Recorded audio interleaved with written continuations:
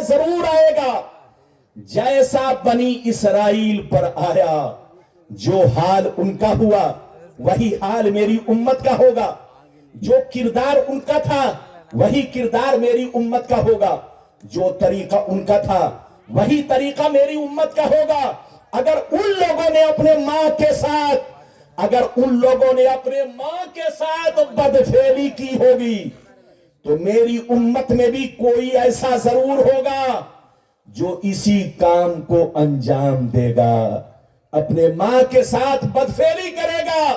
نبی فرماتے ہیں جیسے وہ لوگ 72 فرقوں میں بٹ گئے، میری امت کے لوگ ان سے دوستی کی وجہ سے 73 میں بٹ جائیں گے۔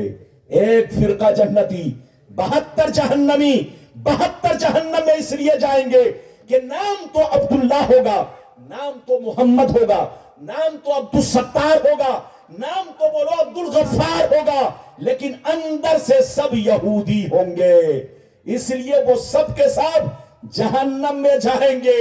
اور ایک فرقہ جنتی، صحابہ نے پوچھا کون سا؟ تو نبی نے فرمایا وہ فرقہ جنتی ہے جو ہمیشہ میرے راستے پر، صحابی کے راستے پر قائم رہے گا۔ حضرات ایک ہی فرقہ ہے، اہل سنت والجماعت۔ ہاتھ اٹھا کر بولو اہل سنت والجماعت۔ ہم لوگ سنی ہیں، کل بھی سنی تھے، آج بھی سنی ہے۔ ارے زور سے بولو۔ اور صرف ہم ہی لوگ سنی نہیں، 100 برس پہلے جتنے مسلمان گزرے سب سنی، 500 سال پہلے جتنے مسلمان گزرے سب سنی، 1000 برس پہلے جتنے مسلمان گزرے سب سنی۔ یہ تو 2800 برس کے اندر کوئی وہابی بنا، کوئی دیوبندی بنا، کوئی قادیانی بنا، کوئی جماعت اسلامی بنا، یہ سب 2800 برس کے اندر ہے۔ اور یہ جتنے فرقے بنے ہیں، پیغمبر فرماتے ہیں کہ جیسے وہ لوگ 72 فرقوں میں بٹ گئے، میری امت کے لوگ 73 میں بٹیں گے۔ 72 جہنمی، یہ 72 جہنم میں اس لیے جائیں گے کہ نام تو مسلمان کا رکھیں گے مگر دل یہودی ہوگا، دماغ یہودی ہوگا، سوچ یہودی ہوگا، نظریہ یہودی ہوگا، چال چلن یہودی ہوگا۔ تو 72 فرقے کے لوگ جہنم میں جائیں گے کیونکہ ان کا کنیکشن یہودیوں سے ہوگا۔ حضرات یاد رکھیے ایک فرقہ جنتی، یاد رکھیے ہم لوگ کل بھی سنی تھے، آج بھی سنی ہے، اور صرف ہم ہی لوگ سنی نہیں، ادھر دیکھیے خواجہ غریب نواز بھی سنی ہے، پیران پیر بھی سنی ہے، مخدوم پنڈوی بھی سنی ہے، نظام الدین اولیاء بھی سنی ہے، دنیا میں جتنے بزرگان دین ہیں سب سنی ہے، آپ کے چاروں امام سنی ہے۔ ادھر دیکھیے اور ادھر دیکھیے ہم لوگ کوئی نئے نہیں ہے، نئے وہ لوگ ہیں جو 2800 برس کے اندر بڑے ہیں، 2800 برس کے اندر پیدا ہوئے ہیں، 2800 برس کے اندر اپنی سوچ، اپنا نظریہ، اپنا عقیدہ بدل چکے ہیں، ورنہ 2800 برس پہلے پوری دنیا کے مسلمان سنی تھے، ایک پلیٹ فارم پر تھے، لیکن 2800 برس کے اندر یہ فرقہ بندی ہو گئی، کوئی کچھ بنا، کوئی کچھ بنا۔ اے سنیوں یاد رکھو نئے ہم نہیں ہیں، نئے وہ لوگ ہیں جو 2800 برس کے اندر بنے ہیں۔ ہمارا وہی عقیدہ ہے جو غریب نواز کا عقیدہ ہے، ہمارا وہی عقیدہ ہے جو غوث اعظم کا عقیدہ ہے، ہمارا وہی عقیدہ ہے جو چاروں امام کا عقیدہ ہے، ہمارا وہی عقیدہ ہے جو تمام صحابی کا عقیدہ ہے۔ سبحان اللہ سبحان اللہ۔ یہ بتائیے کہ میری گفتگو سمجھ میں آ رہی ہے؟ ارے زور سے بولو سمجھ میں آ رہی ہے؟ اگر سمجھ میں آ رہی ہے، یہ بنگال ہے، بنگال، بنگال کا مسلمان اگر سمجھ گئے، اگر بنگال کا مسلمان اگر سمجھ گیا تو دنیا کے سارے مسلمان سمجھیں گے۔ ارے بولو، یقینی بات ہے، آپ اپنے بنگال کو بدنام مت کرو۔ بنگال بہت بیسٹ جگہ ہے، بہت بہتر جگہ ہے، یہاں کا مسلمان بہت شاندار ہے۔ شرط یہ ہے کہ مسلمان 5 وقتہ نمازی بنے، شرط یہ ہے کہ مسلمان 5 وقتہ نمازی بنے، اپنے ماں باپ کی قدر کرے، بزرگوں کی قدر کرے، جہاں رہے اپنے مذہب کو بدنام نہ کرے۔ زور سے بولو، یہ بات چلی تو میں نے کہہ دیا. یہ بتاؤ کہ اب تک جتنی باتیں میں نے بیان کی سمجھ میں آئی کہ نہیں؟ ارے زور سے بولو سمجھ میں آئی. اب چلیے وہ حدیث سنیے کہ ایک مسلمان کا، بچے کو بٹھائیے، ایک مسلمان کا دوسرے مسلمان پر حق کیا ہے. ارے زور سے بولو، ایک مسلمان کا دوسرے مسلمان پر حق کیا ہے؟ تو دو حدیث سناؤں گا، غور سے سنیے، بڑی شاندار حدیث. مشکات شریف جلد اول کتاب الایمان صفحہ نمبر 12 کی حدیث سنو. اللہ اللہ عن عبداللہ ابن مسعود قال قال رسول اللہ صلی اللہ تعالی علیہ وسلم المسلم من سلم المسلمون من لسانہ ویدہ. مسلمان وہ سب سے اچھا مسلمان وہ ہے، سب سے بہتر مسلمان وہ ہے جو دوسرے مسلمان بھائی کو اپنے زبان سے بھی محفوظ رکھے اور اپنے ہاتھوں سے بھی محفوظ رکھے. ادھر دیکھیے، نبی فرماتے ہیں کہ سب سے اچھا مسلمان وہ ہے المسلم من سلم المسلمون من لسانہ ویدہ. بہتر مسلمان وہ ہے جو ایک مسلمان دوسرے مسلمان کو اپنی زبان سے بھی محفوظ رکھے اور اپنے ہاتھوں سے بھی محفوظ رکھے. زبان سے محفوظ رکھنے کا مطلب یہ ہے کہ ان کو گالی نہ دے، ان کو تکلیف نہ پہنچائے، اور ہاتھ سے محفوظ رکھنے کا مطلب یہ ہے کہ ان پر لاٹھی نہ چلائے، ان پر گولی نہ چلائے، ان کو تماچا نہ مارے، ان پر ظلم نہ ڈھائے، ان پر ظلم نہ ڈھائے. مسلمان وہ ہے جو دوسرے مسلمان کو زبان سے بھی محفوظ رکھے اور اپنے ہاتھوں سے بھی محفوظ رکھے. یہ تو ایک حدیث. دوسری حدیث بخاری کی سنیے، بڑی شاندار. بابو بالکل ادب سے بیٹھو. کہاں جا رہے، کہاں جا رہے؟ یہ چھوکرا دیکھیے تقریر میں اٹھ رہا. تھوڑی دیر بیٹھو، ادب سے بیٹھو، تھوڑی دیر بیٹھو. اجازت ہے تو سارا مجمع ہاتھ اٹھا کر بولو سبحان اللہ. اور زور سے بول دو سبحان اللہ، اور زور سے بولو سبحان اللہ. ماشاءاللہ. غور سے سن لو، بخاری شریف جلد اول کتاب الایمان صفحہ نمبر 7 کی حدیث سنو. عن عبداللہ ابن عمر رضی اللہ تعالی عنہ قال سئل النبی صلی اللہ تعالی علیہ وسلم ای الاسلام خیر فقال علیہ السلام تقرأ السلام فقال علیہ السلام تطعم الطعام وتقرأ السلام على من عرفت ومن لم تعرف. حضرت عبداللہ کہتے ہیں کہ نبی کریم سے پوچھا گیا، اے اللہ کے رسول، سب سے اچھا مسلمان کون ہے؟ سب سے بہتر مسلمان کون ہے؟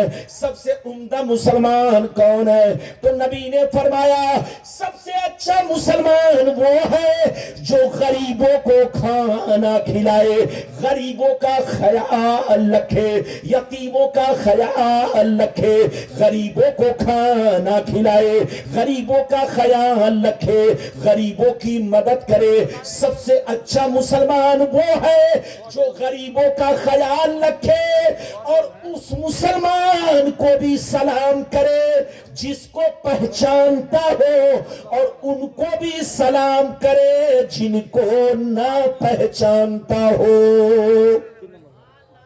کیا کہا؟ جلدی بولو.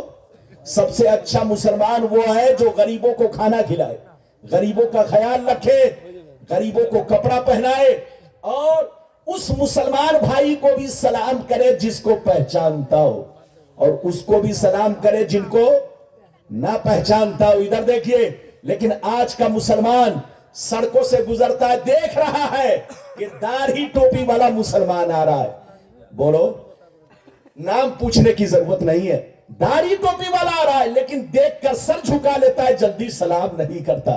یاد رکھو نبی نے کیا کہا؟ سب سے اچھا مسلمان وہ ہے جو غریبوں کو کھانا کھلائے، یتیموں کو کپڑا پہنائے، مسکینوں کا خیال رکھے، اور اپنے ان مسلمان بھائی کو بھی سلام کرے جن کو پہچانتا ہو، اور ان کو بھی سلام کرے جن کو نہ پہچانتا ہو. یہ ایک مسلمان کا دوسرے مسلمان پر حق ہے. اب آگے چلیے، بیوی کا شوہر پر حق کیا ہے؟ جلدی جلدی سنیے. بہت لمبی چوڑی تقریر نہیں، آپ جب تک سنو گے غلام ربانی حدیث آپ تک پہنچائے گا۔ بیوی کا شوہر پر حق کیا ہے، شوہر کا بیوی پر حق کیا ہے، ماں باپ کا بچوں پر حق کیا ہے، بچوں کا ماں باپ پر حق کیا ہے، وہ پوری حدیث سن کر جائیے گا بابو، پوری حدیث سن کر، اور حضرت آنے والے ہیں زیارت کر کے جائیے گا، دعائیں لے کر جائیے گا، سلام پڑھ کے جائیے گا۔ میری طرف دیکھیے، حدیث سنیے، بڑی شاندار حدیث، مشکات شریف جلد نمبر 2 کتاب النکاح صفحہ نمبر 281، صفحہ نمبر 281۔ اللہ اللہ ان ابی ہریرہ رضی اللہ تعالی عنہ قال قال رسول اللہ صلی اللہ تعالی علیہ وسلم لو كنت آمر احدا ان يسجد لأحد لأمرت المرأة ان تسجد لزوجها۔ میرے سرکار نے فرمایا، آقا نے ارشاد فرمایا، اگر اللہ کے علاوہ کسی غیر کو سجدہ کرنا جائز ہوتا، اگر اللہ کے علاوہ کسی اور کو سجدہ کرنا جائز ہوتا، تو میں عورتوں کو حکم دیتا کہ اپنے شوہر کو سجدہ کرے۔ نبی فرماتے ہیں اگر اللہ کے علاوہ کسی غیر کو سجدہ کرنا جائز ہوتا، زور سے بولو اللہ کے علاوہ۔ اچھا یہ بتاؤ، اللہ کے علاوہ کسی اور کو سجدہ کرنا جائز ہے؟ ہاتھ اٹھا کر بولو۔ میں اس لیے پوچھ رہا ہوں تاکہ سب کو پتا چل جائے، بولو اللہ کے علاوہ کسی اور کو سجدہ کرنا جائز ہے؟ ہاتھ اٹھاؤ، ہاتھ نیچے کرو۔ اچھا یہ بتاؤ، سب سے بڑا مجرم کون ہے؟ سب سے بڑا مجرم وہ ہے جو اللہ کے علاوہ کسی اور کو سجدہ کرے، جو اللہ کے علاوہ، بولو اللہ کے علاوہ کسی اور کو، اللہ کا کسی کو شریک سمجھے۔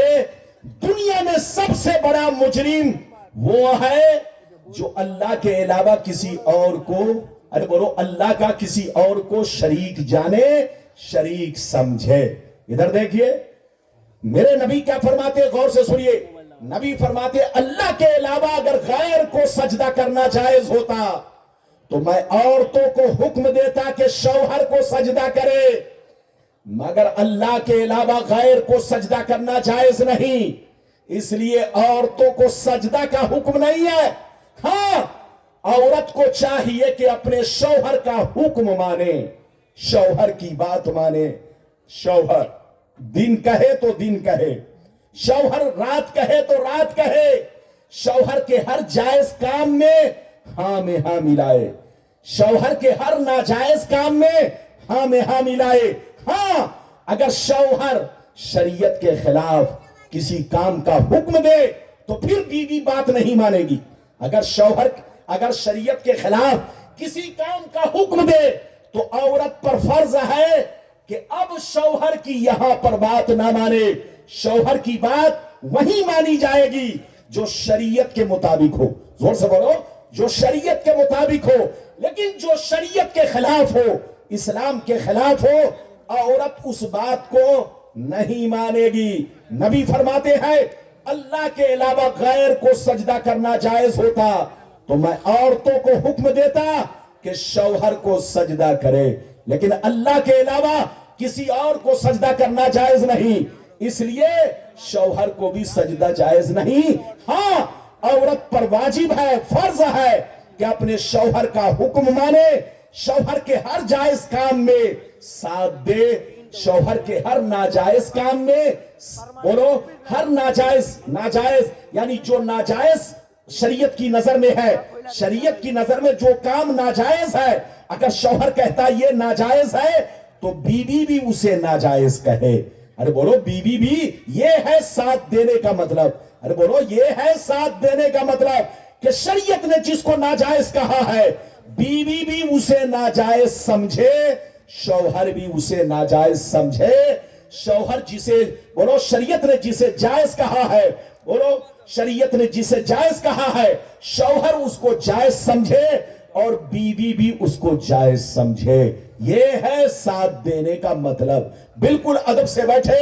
ابھی تو میں نے ایک حدیث سنائی، اجازت دیجئے تو دوسری سناتا ہوں، بڑی شاندار حدیث۔ جب تک حضور تشریف لائیں گے، آپ زیارت کریں گے، دعائیں لیں گے، پھر آپ یہاں سے جائیں گے۔ بالکل ادب سے بیٹھے، آپ حدیث شریف سنیں، مشکات شریف جلد ثانی کتاب النکاح باب عشرت النساء صفحہ نمبر 281 عن ام سلمہ رضی اللہ تعالی عنہ قالت قال رسول اللہ صلی اللہ تعالی علیہ وسلم ایما امرات ماتت وزوجها عنها راض فدخلت الجنہ۔ نبی نے ارشاد فرمایا کہ جس عورت کا انتقال اس حال میں ہوا، جس عورت کا انتقال اس حال میں ہوا کہ اس کا شوہر اس سے راضی تھا، اس کا شوہر اس سے خوش تھا، اس کا شوہر اس کو پیار کرتا تھا، شوہر اس کو چاہتا تھا، شوہر اس کا راضی تھا، تو یاد رکھو وہ عورت جنتی ہے۔ نبی فرماتے ہیں کہ جس عورت کا انتقال اس حال میں ہوا کہ شوہر اس کا خوش تھا، شوہر اس کا راضی تھا، شوہر اس کا پیار کرتا تھا، تو سمجھ لو وہ عورت جنتی ہے۔ ایک مسئلہ یہاں پر سن لو، اجازت ہے؟ ارے بولو ایک مسئلہ سنو گے؟ ارے زور سے بولو مسئلہ سنو گے؟ لوگ کہتے ہیں کہ بیوی کا انتقال ہو جائے تو شوہر چہرہ نہیں دیکھ سکتا ہے۔ ارے بولو، لوگ کہتے ہیں کہ بیوی کا انتقال ہو جائے تو شوہر چہرہ نہیں دیکھ سکتا، یہ غلط بات ہے۔ اگر بیوی کا انتقال ہو جائے تو شوہر چہرہ بھی دیکھ سکتا ہے، کاندھا بھی دے سکتا ہے، قبر میں بھی اتار سکتا ہے۔ ہاں، بیوی کو نہلا نہیں سکتا، بیوی کو نہلا نہیں سکتا، لیکن اگر مجبوری ہے، پردیس میں بیوی انتقال کی، وہاں پر کوئی عورت نہلانے والی نہیں ہے، تو شوہر نہلا تو نہیں سکتا، ہاتھ میں کپڑا اپنے لپیٹ کر اس کو تیمم کرا سکتا ہے۔ ارے بولو، اپنے ہاتھ میں کپڑا لپیٹ کر بیوی کو تیمم کرا سکتا ہے، مگر نہلا نہیں سکتا۔ باقی بیوی انتقال کر جائے تو شوہر چہرہ بھی دیکھ سکتا ہے، کانٹھا بھی دے سکتا ہے، قبر میں بھی اتار سکتا ہے۔ یہ بات چلی تو میں نے کہہ دیا ہے، بالکل۔ نعرہ لگا دیجئے مولانا اسماعیل آ رہے ہیں۔ نعرہ تکبیر، نعرہ رسالت، نعرہ رسالت، علماء اہل سنت، فیضان کلیمی، نعرہ تکبیر، بیٹھے جلدی نعرہ رسالت۔ جلدی بیٹھیے۔ اچھا یہ بتائیے، اور بولوں کہ ختم کر دوں؟ ارے بولو، اور بولوں کہ ختم کر دوں؟ لیکن آپ لوگ لگتا ہے کہ روزہ رکھ کے بیٹھے ہیں۔ ارے بتائیے، روزہ رکھ کے آپ لوگ بیٹھے ہیں؟ ایسے نہیں۔ ادھر دیکھیے، غلام ربانی قصہ کہانی بول رہا ہے کہ حدیث بول رہا ہے؟ حدیث بول رہا ہے، لیکن تھوڑا سا سیٹنگ کا معاملہ ہے، آواز آپ کے سامنے تھوڑا میٹھی نہیں لگ رہی ہے، تو آپ لوگ تھوڑا سا، آپ ادھر دیکھ رہے ہیں، میں بھی کیا کروں؟ ارے بولو، میں بھی کیا کروں؟ جان تو نہیں دوں گا۔ ہاتھ اٹھا کر بولو سبحان اللہ، اور زور سے بولو سبحان اللہ۔ ہاتھ نیچے کرو۔ میرے بعد مولانا اسماعیل حق صاحب، یہ آپ کے بنگال کے، بولو، بنگال کے بکتا، بنگال کے شہزادے ہیں۔ یہ آپ کا، بولو، یہ آپ کے علاقے کا ماشاءاللہ ابھرتا ہوا مولانا اور بکتا ہے، اور ان پر خصوصی فیضان حضور مسعود میاں۔ ارے بولو، حضور مسعود میاں کا ہے، آل رسول کا ہے۔ آپ بیٹھے، میرے بعد آپ ان کو جم کے سنیں گے، اجازت ہے؟ اب جو سامنے کھڑے ہیں ان کو بیٹھائیے، جلدی سنیے، میری طرف دیکھیے، بہت شاندار حدیث سنانے جا رہا ہوں، سنیے، قسم خدا طبیعت مچل جائے گی۔ ماشاءاللہ سارا مجمع ہاتھ اٹھا کر بولو سبحان اللہ، اور زور سے بول دو سبحان اللہ، اور زور سے بولو سبحان اللہ۔ ماشاءاللہ غور سے سن لو، مشکات شریف جلد ثانی کتاب النکاح باب عشرت النساء صفحہ نمبر 281 کی حدیث سنو۔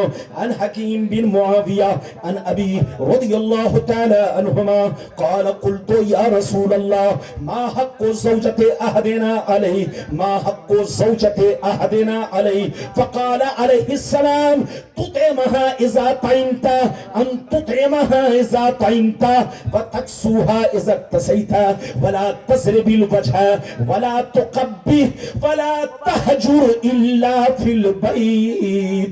زور سے بول دو سبحان اللہ. بہت شاندار حدیث سنائی.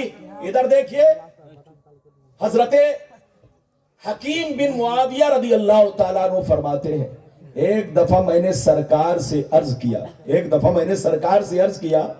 اے اللہ کے رسول ہم پر ہماری بیوی کا حق کیا ہے. کیا پوچھا؟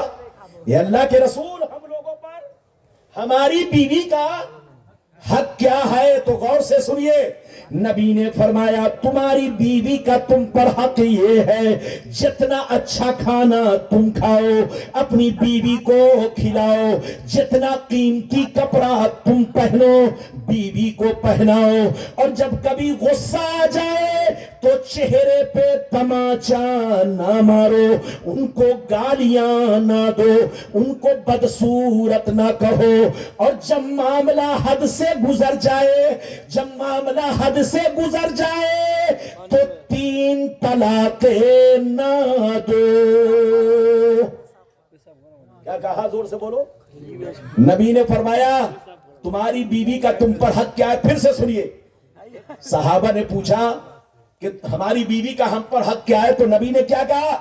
تمہاری بیوی کا تم پر حق یہ ہے جتنا اچھا کھانا تم کھاؤ اپنی بیوی کو کھلاؤ, جتنا قیمتی کپڑا تم پہنو بیوی کو پہناؤ, اور جب کبھی غصہ آ جائے تو چہرے پر تماچا نہ مارو, چہرے پر ہاتھ نہ مارو, ان کو گالیاں نہ دو, ان کو بدصورت نہ کہو, اور جب معاملہ حد سے گزر جائے تو 3 طلاقیں نہ دو. ادھر دیکھیے آج کا مسلمان, آج کل کا چھوکرا جب غصے میں آتا ہے تو ان کی زبان راجدھانی کی طرح چلتی ہے. ارے بولو, ایک سانس میں 100 طلاق. ایک چھوکرا میرے پاس پہنچا, کہا حضرت میں نشے میں تھا, مجھے خیال نہیں کہ میں نے کتنی بار طلاق دیا. حضرت نے پوچھا, مجھ سے کہنے لگا حضرت مجھے یاد نہیں کہ میں نے کتنی بار طلاق دیا. میں نے کہا یہ بتاؤ. کچھ بھی یاد نہیں. کہا بس اتنا یاد ہے کہ جب تک نشے میں میں تھا میں طلاق ہی دیتا رہا. کیا کہا؟ جب تک میں نشے میں تھا طلاق ہی دیتا رہا. تو میں نے کہا بے پگلا, جب 3 طلاق سے بیوی حرام ہو جاتی ہے تو تم رات بھر طلاق دیے. ارے بولو, جب تک نشے میں تھے طلاق دیے, کیا بیوی حرام نہیں ہوگی؟ ادھر دیکھیے. اس نے کہا مولانا صاحب میں نے سنا ہے کہ نشے میں طلاق نہیں ہوتی. اس نے کہا کہ میں نے سنا ہے کہ نشے میں طلاق نہیں ہوتی. ہم نے کہا اچھا, تو جس نے تم کو سنایا ہے جا کر اس کا مرڈر کر دو. پوچھے کہ مرڈر کیوں کیا؟ کہا کہ میں نشے میں تھا. ارے بولو پولیس آئے اگر کوئی, ارے بولو پولیس اگر نشیری کو, اگر کوئی نشہ کر کے کسی کو گولی مار دے اور پولیس پکڑے تو کہے کہ میں نشے میں تھا, تو کیا پولیس اس کو چھوڑ دے گی؟ یاد رکھیے نشے میں مرڈر مانا جاتا ہے. آپ کسی کو ڈنڈا ماریں گے تو وہ بھی آپ کو جوتا مارے گا. آپ کسی کو گولی ماریں گے تو آپ کو مجرم کہا جائے گا. پولیس آپ کو اریسٹ کرے گی, جیل میں آپ کو ڈالے گی. تو نشے میں جب مرڈر مانا جاتا ہے, قتل مانا جاتا ہے, تو نشے میں طلاق بھی مانی جائے گی. پیغمبر نے فرمایا سلاسن جدہن جدن وحزلہن جدن الطلاق والرجعۃ والنکاح. 3 چیزیں دنیا میں ایسی ہے کہ ارادہ کرو تب بھی بات مانی جائے, مذاق کرو تب بھی بات مانی جائے. وہ 3 چیز کیا ہے؟ طلاق, رجعت, نکاح. طلاق, رجعت, نکاح. چاہے پستول کے ڈر سے طلاق دے تب بھی طلاق ہو جائے گی. کسی نے دھمکی دیا طلاق دو تب بھی طلاق ہو جائے گی.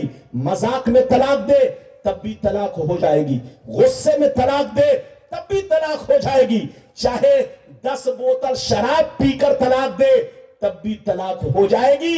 بولو پیغمبر نے فرمایا 3 چیزیں ایسی ہے کہ ارادہ رکھو تب بھی بات مانی جائے گی, اور غیر ارادی طور پر بھی کہہ دیا تب بھی بات مانی جائے گی. مذاق کرو تب بھی بولو وہ چیز ثابت ہو کے رہے گی, اور بولو ارادہ رکھو तब भी वो चीज साबित होकर रहेगी। इधर देखिए पैगंबर ने क्या फरमाया कि जब मामला हद से गुजर जाए तो 3 तलाकें ना दो, 3 तलाक एक मर्तबा देना हराम हराम हराम। मसला सुन लो, 3 तलाके एक मर्तबा, तलाक तलाक तलाक, 3 तलाक एक मर्तबा देना हराम हराम हराम। इधर देखिए तलाक देने का हुक्म कब है, तलाक देने का हुक्म कब है सुन लो। बीवी बदचलन हो, बदमाश हो, बदकिरदार हो, आपकी बात ना मानती हो, आपके माँ बाप की बात ना मानती हो, आपको गाली देती हो, आपके माँ बाप को गाली देती हो, आपकी इज्जत ना करती हो, आपसे हर वक्त पैसा तलाश करती हो, आपके कमाई का ख्याल न रखती हो, आपको परेशान करती हो, माँ बाप को गालियां देती हो, नमाज ना पढ़ती हो, रोजा ना रखती हो, दिन भर घूमना चाहती हो, शरीयत की खिलाफ वर्जी करती हो, तो ऐसी बीवी को तलाक दे सकते हैं। लेकिन शरीयत ने कहा 3 तलाकें ना दो, अगर देनी है तो सिर्फ 1 तलाक रजाई दो, 1 तलाक रजाई दो, और 1 तलाक रजाई दे करके बिस्तर अलग कर दो। क्या मतलब, तुम अलग कमरे में सो, उनको अलग कमरे में रखो, और 3 महीना तक, 3 महीना का मतलब 3 MC तक, यानी पहली मर्तबा MC आई पाक हो गई, दूसरी मर्तबा आई पाक हो गई, तलाक के बाद 3 MC होना जरूरी है, 3 हैज होना जरूरी है, चाहे वो 3 हैज 6 महीने में आए, चाहे 3 महीने में आए, चाहे 4 महीने में आए, चाहे साल भर में आए, 3 MC तक आप उनके करीब तक ना जाए, उनसे बातचीत ना करे, बिस्तर अलग कर दे। तो 1 तलाक आपने आज दिया, पहली MC आई निकल गई, औरत पाक हो गई, दूसरी MC आई औरत पाक हो गई, चौथी MC, तीसरी MC आई औरत पाक हो गई। तो जैसे 3 हैज पूरे होंगे, 3 MC पूरे होंगे, अब औरत बाइना हो जाएगी, निकाह खुद ब खुद खत्म हो जाएगा।